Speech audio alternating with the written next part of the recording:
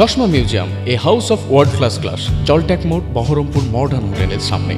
সাগরপাড়া থানার ওসি রাকেশ বিশ্বাস গোপন সূত্রে খবর পেয়ে সাগরপাড়া থানার অন্তর্গত টিকটিকিপাড়া এলাকায় তল্লাশি চালিয়ে সন্দেহভাজন এক ব্যক্তিকে জিজ্ঞাসাবাদ করতে তার কাছ থেকে বেরিয়ে আসে 210 বোতল নিষিদ্ধ ফেন্সিডিল। বৈধ কোনো কাগজপত্র দেখাতে না পারায় তাকে গ্রেপ্তার করে পুলিশ।